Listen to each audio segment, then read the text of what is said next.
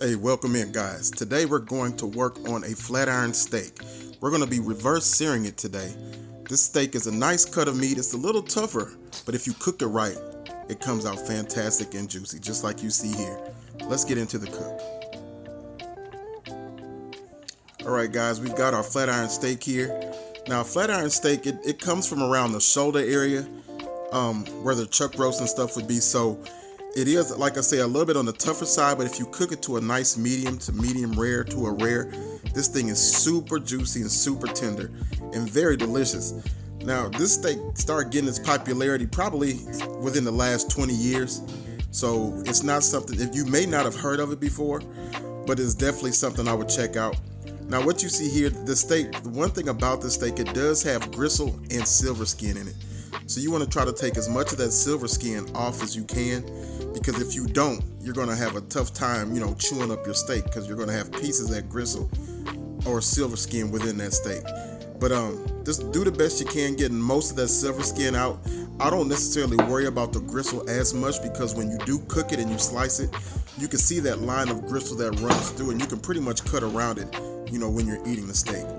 So now that we've got it seasoned, or got it trimmed and cleaned up, all I'm going to season this steak with today is some Montreal steak seasoning.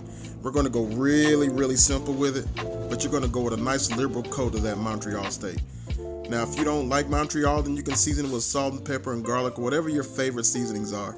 But we're just running at Montreal today. Again, we're going to reverse sear this thing. We're going to be using our Asmoke portable pellet grill, and we're going to be putting it on that Asmoke and letting it get up to about a temperature of 120 degrees. Once it reaches 120, then we're going to pull it, crank that Asmoke up to it's on high, and sear it off until it gets to 140 degrees. So now that it's seasoned up, all I'm going to do is take this saran wrap, and we're just going to lightly cover it up and let this steak rest for a few minutes while we go outside and get the steak heated, the grill heated up.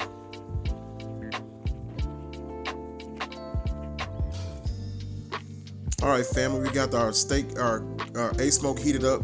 Now, I'm not going to put this directly on the bottom rack. I'm going to put it on the little upper rack it comes with, because I don't want it to cook quickly. I do want it to try to get as much smoke into it as I possibly can.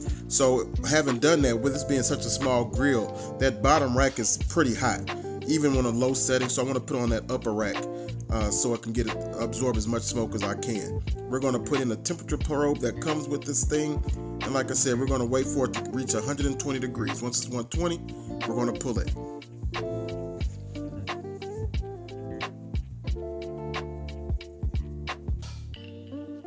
All right, guys, we've had it out here. It's been going for about just under an hour.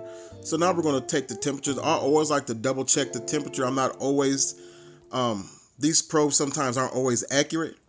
So I wanted to check it with another probe to make sure that it is at 120 before we pull it.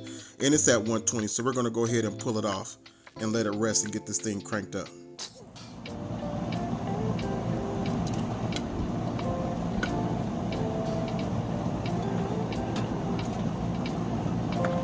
It has a really nice color, smells awesome. Awesome. Now, if you're a rare guy, you can go ahead and eat it right now, but I don't like rare, I like it medium. All right, guys, so what I've done, I've opened up that damper there, and I've got this thing cranked on high. Now, the Asmoke, again, has a small footprint and a small grill area, so you kind of have to manipulate your steak around a little bit in order to get the searing that you need, but it's still going to come out great. Not necessarily looking for any type of grill marks or anything like that. I'm just looking for a good sear. You can hear that sizzle. Really good.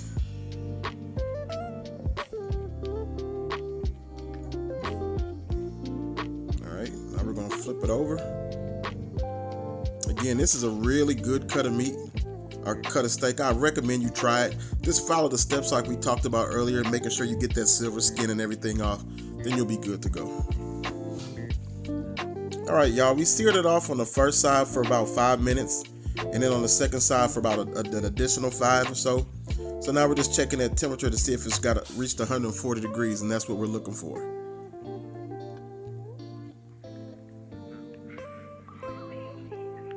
All right.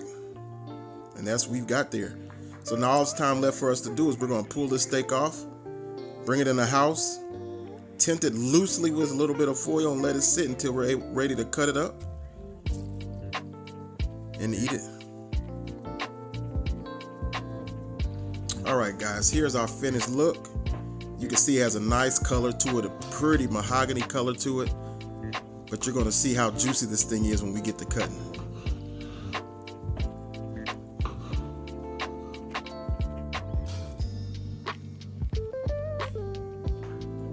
And just look at that. Look how juicy that steak is. Perfectly cooked. That's the perfect medium. And you can see that small piece of gristle I was talking about that runs through there. Now, me, I just eat it because that one's not really tough. But like I said, you could cut you could cut around it if you wanted to. And this thing tastes phenomenal. You could taste that smoke flavor along with that Montreal steak. It really, really turned out good. You just slice it really thin against the grain. And I tell you what, once you try it, I'm sure you'll buy it again. Hey guys, if you've ever tried the flat iron steak, leave some comments down below. I'd love to hear from you. If you enjoyed the video, make sure you like, comment, subscribe. Share the video out if possible. And as always, you guys have a blessed day. I appreciate you watching. God bless.